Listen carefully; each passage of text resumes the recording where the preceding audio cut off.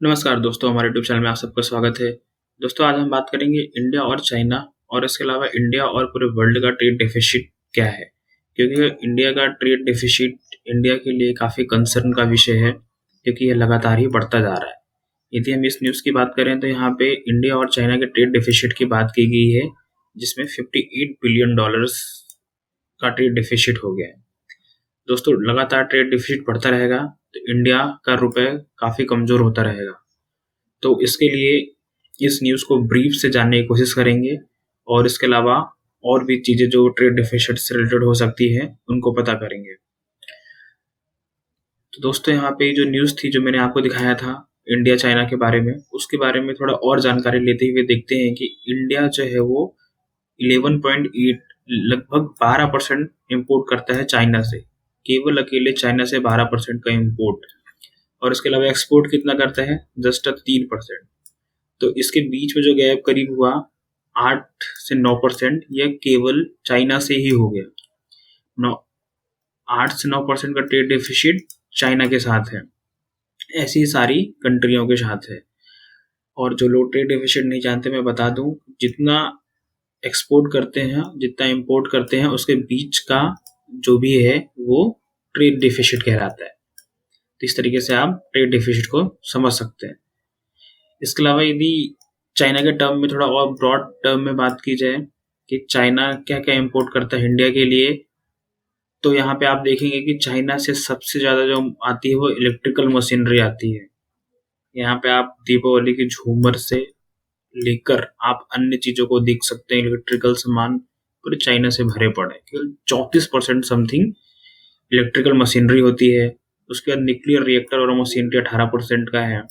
इसके बाद organic chemicals ये 10%, ज्वेलरी 6%, आयरन स्टील करीब 4% और प्लास्टिक गुड 4%, और यहाँ पे अदर्स में है 24।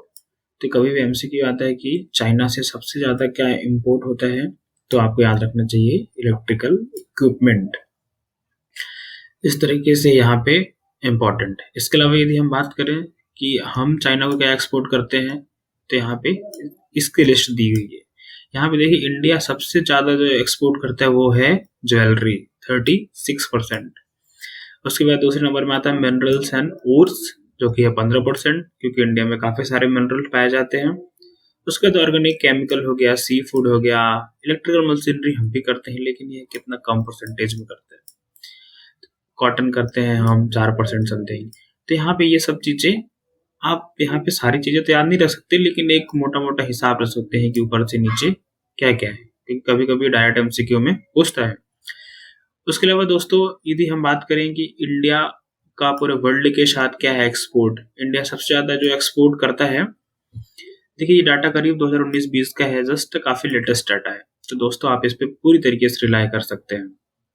यदि हम बात कर रहे थे इंडिया का सबसे ज़्यादा एक्सपोर्टिंग पार्टनर कौन है, तो वो है यूनाइटेड स्टेट्स। इंडिया को यूनाइटेड स्टेट्स करीब जितना भी शेयर करता है उसका 16% जो है, 16 आप 17 कह सकते हैं, 17% जो है वो अमेरिका को ही करता है। तो 17% में कितना हो गया ये? 52.4 यूएस बिलियन डॉलर। तो इंडिया सबसे ज़्यादा सामान बेचता है यूएस को।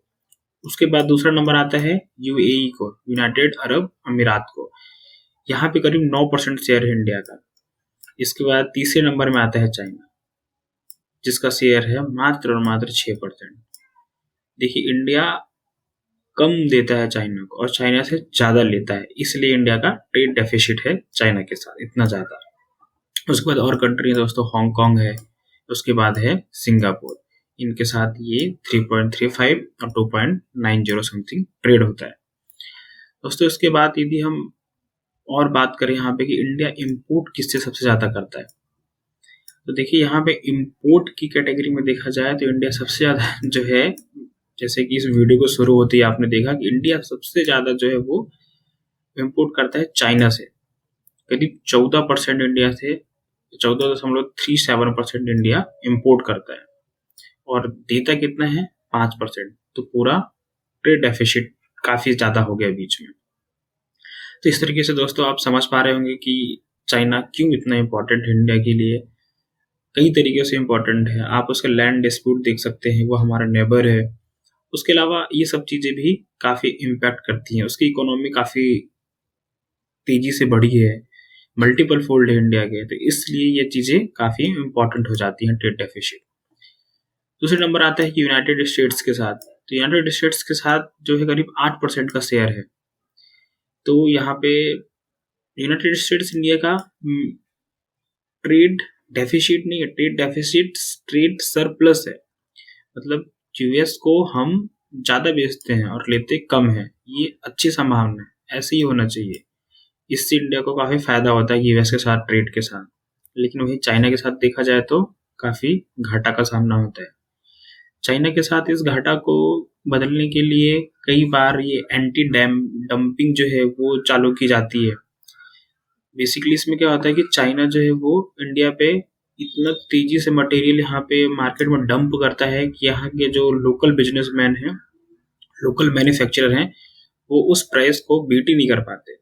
जैसा कि आपने खुद ही महसूस किया होगा कि इंडिया में करीब आपको चाइनीज जो झालर है दीपावली में, वो आपको 50 से 60 रुपए में मिल जाएंगे।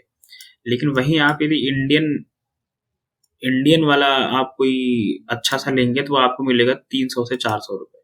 तो आप यहीं पे समझ सकते हैं कि जो लोग नॉर्मल, जिनको थोड़े समय के लिए यूज करना है या फिर जो नहीं समझ पाते इस इकोनॉमी को, वो 50 रुपए का झालर लेके आ जाते हैं। लेकिन वहीं पे इंडियन जो है वो उस प्राइस को बीट ही नहीं कर पाता, क्योंकि इंडिया में ना तो वो उतनी तेजी से टेक्नोलॉजी है और ना ही उतना इंफ्रास्ट्रक्चर मौजूद है।